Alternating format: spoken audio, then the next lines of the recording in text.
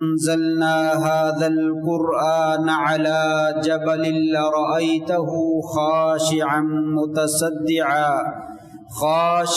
متصدعا من خشية الله وتلك الأمثال نضربها للناس لعلهم يتفكرون۔ اگر ہم یہ قرآن مجید پہاڑوں کے اوپر نازل کر دیتے تو البتہ تو دیکھتا کہ وہ عاجزی اور انکساری کرتے ہوئے ریزہ ریزہ ہو جاتے اللہ کے ڈر کی وجہ سے۔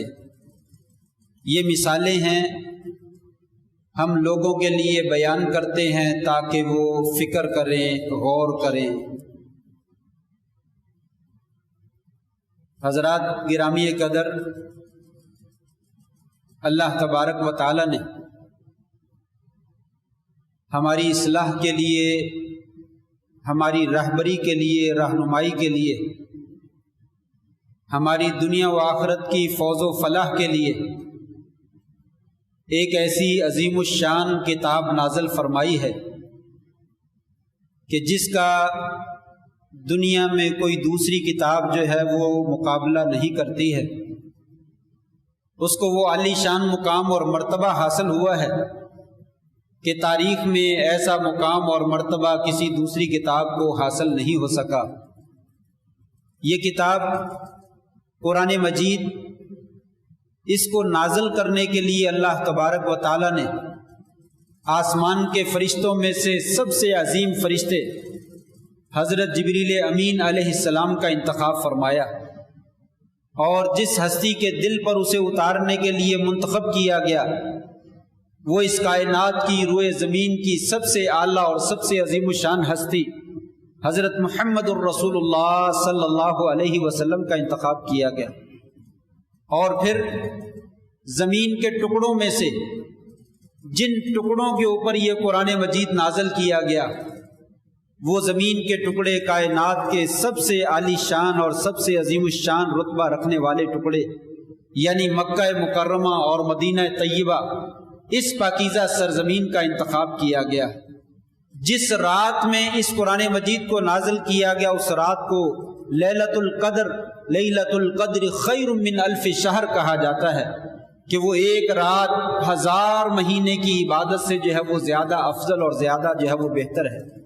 یہ مقام اللہ تبارک و تعالی نے اس قرآن مجید کو عطا فرمایا کہ جس کے ایک ایک حرف پڑھنے پر 10 نیکیاں ملتی ہیں، اور جو آدمی اس قرآن کے ساتھ اپنا تعلق جوڑ لیتا ہے اور اسے یاد کرتا ہے، اس پر عمل کرتا ہے، قیامت کے دن اس کے والد گرامی کو ایسا خوبصورت تاج پہنایا جائے گا کہ اگر سورج آج ہمارے گھر میں اتر آئے تو اس کی چمک اور دمک اور روشنی کیسی ہوگی؟ فرمایا وہ تاج اس سے کہیں زیادہ چمکدار ہوگا اور روشن ہوگا۔ اور جو قرآن پہ عمل کرنے والا ہے اس کے ساتھ جو اللہ معاملہ فرمائے گا اس کا آپ کیا تصور کر سکتے ہیں؟ یہ قرآن مجید بڑی عظیم الشان تاثیر رکھتا ہے، بہت ہی بہترین قسم کا معجزہ ہے، ایسا معجزہ کہ عرب کے بدو اور کفار قریش نبی کریم صلی اللہ علیہ وسلم کو یہ الزام دیتے تھے کہ آپ نے یہ قرآن مجید خود بنا لیا، یا آپ کو کوئی دوسرا بندہ ہے آپ کو سکھلاتا ہے، آپ اس سے سن کر جو ہے وہ قرآن ہمیں سنا دیتے ہیں۔ اللہ تعالیٰ نے فرمایا قُلْ لَئِنِ اجْتَمَعَتِ الْإِنسُ وَالْجِنُّ عَلَىٰ أَن يَأْتُوا بِمِثْلِ هَٰذَا الْقُرْآنِ لَا يَأْتُونَ بِمِثْلِهِ وَلَوْ كَانَ بَعْضُهُمْ لِبَعْضٍ ظَهِيرًا۔ اگر ساری دنیا کے جن و انس مل کر اس قرآن جیسی کتاب بنانا چاہیں، ایک بندہ، ایک انسان، اس کی تو کوئی حیثیت ہی نہیں، پوری دنیا کے جن و انس وہ اکٹھے ہو کر آ جائیں اور اس کتاب جیسی کتاب بنانا چاہیں اور سارے ایک دوسرے کی سپورٹ اور مدد کریں، کبھی بھی اس جیسی کتاب نہیں بنا سکتے۔ بلکہ اللہ تبارک و تعالیٰ نے چیلنج کیا، جاؤ اگر یہ کسی انسان کا کلام ہے تو اس طرح قرآن مجید بنا کر چلو، پورا قرآن تم نہیں بنا سکتے، اس جیسی 10 صورتیں بنا لو، فَأْتُوا بِعَشْرِ صُوَرٍ مِثْلِهِ مُفْتَرَيَاتٍ، اس طرح کی 10 صورتیں گھڑی ہوئی جو ہے وہ بنا کر لاؤ، 10 نہیں، ایک صورت ہی بنا لو۔ قرآن مجید کی ایک سورت بنا لاؤ، چھوٹی سی چھوٹی سورت، اس جیسی سورت جو ہے وہ بنا کر لاؤ۔ عرب کے لوگ جو ہم جیسے لوگوں کو اجمی کہتے ہیں، گونگا کہتے ہیں، اپنی زبان دانی پہ ناز کرتے ہیں اور وہ کہتے ہیں جیسا بولنا ہمیں آتا ہے دنیا میں کسی کو بولنا نہیں آتا۔ اللہ تعالیٰ فرمایا تمہیں اگر بولنا آتا ہے تو اس قرآن مجید جیسی ایک سورت چھوٹی سی بنا کر لاؤ۔ مسلمہ کذاب جس نے نبوت کا دعویٰ کیا اور بہت بڑا فتنہ بنا، وہ بھی نبوت کا دعویٰ کرتا ہے تو مجبور ہوا کہ مسلمانوں کے پاس تو قرآن مجید جیسی کتاب ہے، میرے پاس کیا ہے، لہٰذا مجھے بھی کوئی کتاب لانی چاہیے، مجھے بھی کوئی ایسی بات بنانی چاہیے۔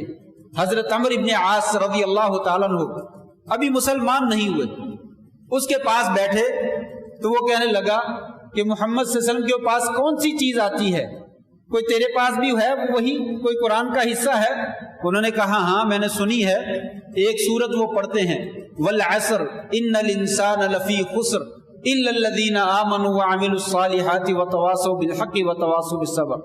مسلمہ کذاب لعین کہنے لگا مجھے بھی وہی آتی ہے، میں بھی تجھے سناتا ہوں وہ وہی کیا ہے۔ کہنے لگا سناؤ، کہنے لگا یا وبر یا وبر انما انت اذنان وصدر وسائرک حفر النقر۔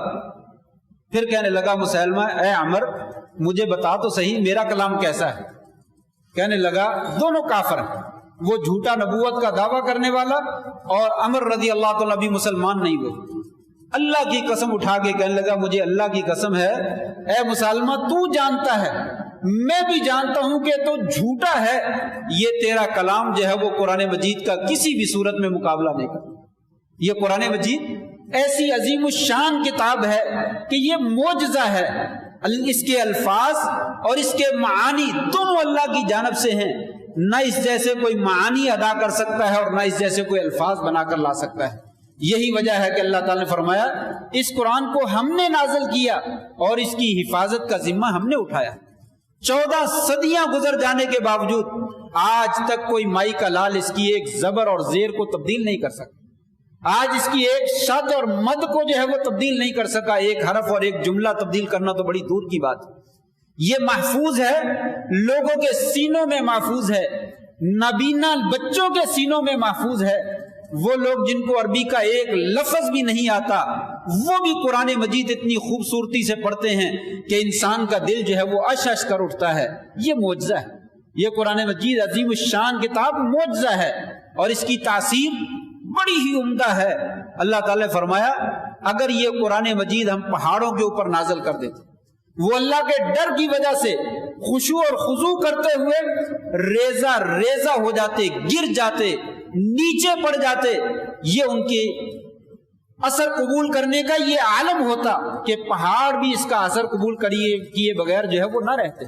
اور آپ جانتے ہیں تاریخ میں موجود ہے ابو سفیان، ابو جہل اور اخنس بن شریک 3 کفار کے بڑے بڑے سردار ہیں اور دین سے حد درجے کی دشمنی رکھتے ہیں، آپ صلی اللہ علیہ وسلم سے، آپ کے قرآن مجید سے سخت قسم کی دشمنی رکھتے ہیں، لیکن رات کے آخری پہر میں تینوں ایک چوک میں اکٹھے ہو جاتے ہیں، ایک دوسرے سے پوچھتے ہیں کہاں سے آ رہے ہو، تو کہاں سے آیا، تو کہاں سے آیا؟ ہر کوئی اپنی اپنی بیتا جو ہے وہ سناتا ہے کہ میں تو محمد رسول اللہ صلی اللہ علیہ وسلم کا کلام جو ہے وہ سن کر آ رہا ہوں۔ کہا میں بھی وہیں سے آ رہا ہوں۔ تیسرا بولنے لگا میں بھی وہیں سے سن کے آ رہا ہوں، میں نے بھی وہ کلام سنا ہے۔ راتوں کو اٹھ اٹھ کر جو دین کے دشمن تھے وہ بھی قرآن مجید جو ہے وہ سنتے تھے۔ تینوں نے عہد کیا کہ ہم تو دشمنی کرتے ہیں، ہمارا اس طریقے سے قرآن سننا درست نہیں ہے، وعدہ کرو کہ آئندہ کبھی ایسی حرکت نہیں کریں گے۔ تینوں نے وعدہ کیا۔ اگلی رات پھر ایک جگہ پہ جمع ہو گئے، پھر پوچھا کہاں سے آئے ہو؟ کہا میں تو وہیں سے آیا ہوں۔ دوسرا تو کہاں سے آیا؟ میں بھی وہیں سے آیا ہوں۔ تیسرے نے بھی وہی کہا، پھر عہد کیا کہ کل کو نہیں آنا۔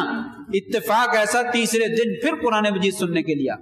یہ قرآن مجید اپنے اندر بڑی عجیب و غریب قسم کی تاثیر رکھتا ہے کہ سننے والا اگر اس کے معانی کو سمجھتا ہے تو اس کا دل اس کی طرف کھینچا ہی چلا جاتا ہے، اس کی طرف بھاگا ہی چلا جاتا ہے، چاہے وہ اس کا دشمن ہے، چاہے وہ اس کے ساتھ پیار اور محبت کرنے والا ہے، اسے بڑی توجہ سے سنتا ہے، بڑے غور سے سنتا ہے۔ جبیر ابن مطعم رضی اللہ تعالیٰ عنہ یہ صحابی رسول ہیں جب مسلمان نہیں ہوئے کہنے لگے آپ صلی اللہ علیہ وسلم نے مغرب کی نماز میں سورۃ طور کی تلاوت کی. آپ صلی اللہ علیہ وسلم نے ایک آیت پڑھی ام خلقوا من غیر شیء ام هم الخالقون ام خلقوا السماوات والارض بل لا یوقنون. یہ ذرا ہمیں بتائیں تو صحیح مشرکین یہ کس چیز سے پیدا کیے گئے ہیں؟ بغیر بنانے والے کے یہ بن گئے ہیں یا ان لوگوں نے اپنے آپ کو خود پیدا کیا ہے؟ بغیر بنائے دنیا میں کوئی چیز نہیں بنتی ہے اور اپنے آپ کو انسان خود پیدا نہیں کر سکتا. یہ آپ دیکھیے یہ ایسی ہے، یہ ایسی خود بخود نہیں بنا، اپنے آپ کو اس نے نہیں بنایا، اس کو کسی بنانے والے نے بنایا ہے. بغیر بنانے کے یہ بنتا نہیں اور اپنے آپ کو خود بنا نہیں سکتا ہے. اللہ تعالیٰ نے یہی کہا اے مشرکین مکہ تم کیا کرتے ہو؟ مجھے بتاؤ تو صحیح، تم بغیر کسی بنانے والے کے بن گئے ہو یا تم اپنے خود خالق ہو؟ تمہیں کس نے بنایا ہے؟ جبیر ابن مطعم کہتے ہیں یہ آیت مجھے اس نے جھنجھوڑ کے رکھ دیا.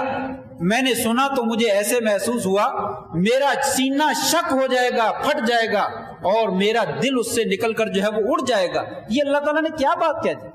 ہم کن بتوں کی پوجا کرتے ہیں؟ ہم کن لوگوں کو جو ہے وہ، کن ہستیوں کو جو ہے وہ اپنا معبود مانتے ہیں؟ کن لوگوں کو اپنا خالق سمجھتے ہیں؟ اللہ تبارک و تعالیٰ نے ہمیں کیا بتا دیا؟ یہ قرآن مجید ایسی تاثیر رکھتا ہے. ایک صحابی، بات لمبی ہو جائے گی وقت بہت تھوڑا ہے، وہ نماز پڑھتے ہوئے قرآن مجید پڑھ رہا ہے اور سینے میں تیر لگتے ہیں، 3 تیر لگا نکال دیتا ہے اور اپنی نماز کو جاری رکھتا ہے. نماز کے بعد فارغ ہو کر کون سے جملے کہتا ہے؟ کہا کہ میں زخمی ہو گیا تھا لیکن قرآن پڑھتے ہوئے اتنا لطف آ رہا تھا، جب تک میں نے سورت ختم نہیں کر لی مجھے چین نہیں آیا. میں نے پہلے سورت مکمل کی ہے، پھر نماز مکمل کی ہے، پھر اپنے آپ کو جو ہے وہ دیکھا. یہ قرآن مجید ایسی تاثیر رکھتا ہے، بڑی عجیب و غریب تاثیر رکھتا ہے. بس شرط یہ ہے کہ اس کو سمجھ کر، اس کو غور کر کے جو ہے وہ پڑھا جائے. بھائیو، قرآن مجید صرف دنیا میں فائدہ نہیں دیتا، صرف آخرت میں فائدہ نہیں دیتا، دونوں جہانوں میں فائدہ دیتا ہے. کل قیامت کے دن تو کہا جائے گا پڑھتے چلے جاؤ اور جنت کی منزلیں چڑھتے چلے جاؤ. لوگوں قرآن پڑھو، کل قیامت کے دن یہ تمہارا سفارشی بن کر آئے گا. لیکن دنیا میں کیا دیتا ہے؟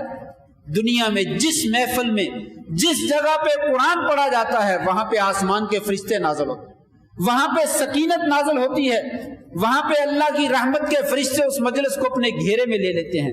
اللہ تبارک و تعالیٰ ایسے لوگوں کا تذکرہ اپنی نورانی محفل میں فرماتے ہیں. جس گھر میں قرآن پڑھا جاتا ہے وہاں سے شیطان بھاگ جاتا ہے. جس گھر میں سورہ بقرہ کی تلاوت کی جاتی ہے جادو کا اثر وہاں سے ختم ہو جاتا ہے. جنوں کے پاس، شیاطین کے پاس، جادوگروں کے پاس سورہ بقرہ کا جو ہے وہ توڑ موجود نہیں ہے. لوگوں، یہ قرآن مجید صرف فائدہ ہی نہیں دیتا بلکہ یہ تو دستور حیات ہے، یہ تو ہماری زندگی کا بہترین قانون ہے.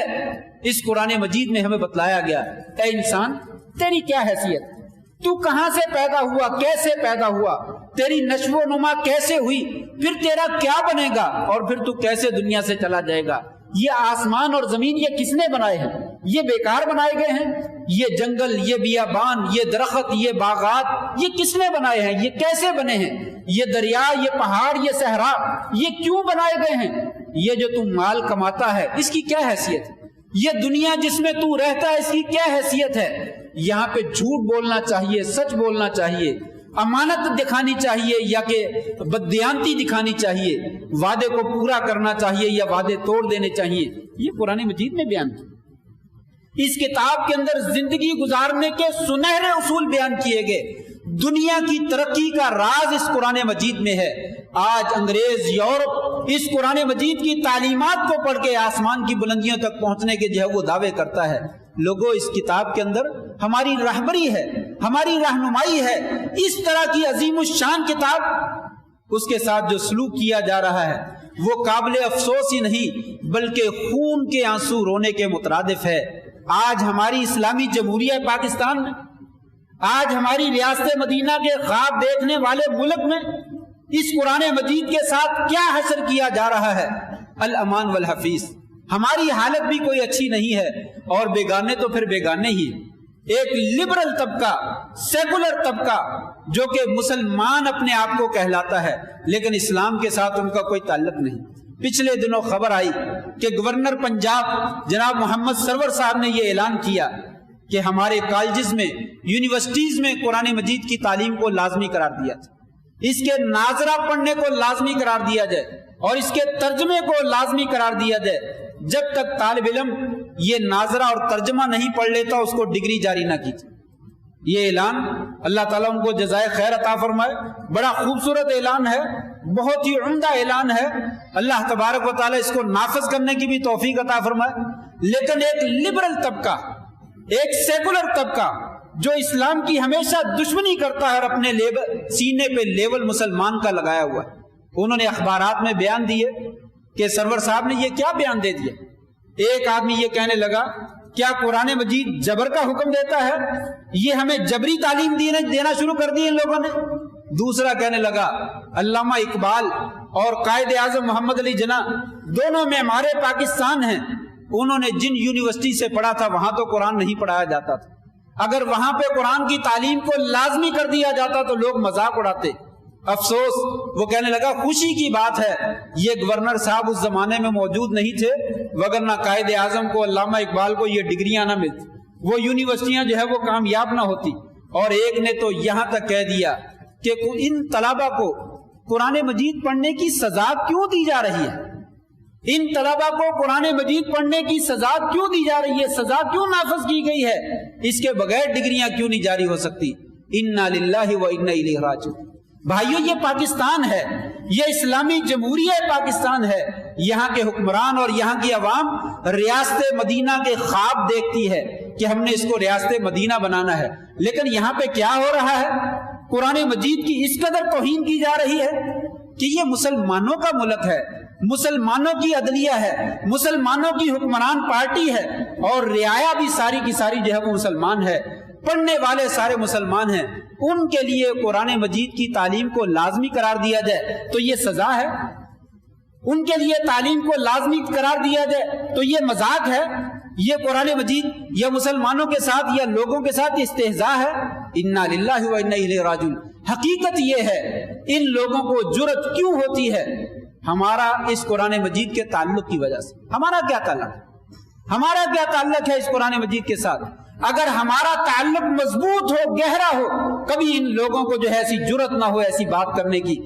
حقیقت میں ہمارا اس کے ساتھ کوئی تعلق۔ کتنے ہی مسلمان گھرانے ایسے ہیں کہ پورے کا پورا سال گزر جاتا ہے اس قرآن مجید کو کوئی ہاتھ نہیں لگا، پورا سال گزر جاتا ہے ہاتھ نہیں لگاتا۔ کتنے فیصد مسلمان ہیں جن کو قرآن مجید پڑھنا آتا؟ کتنے فیصد؟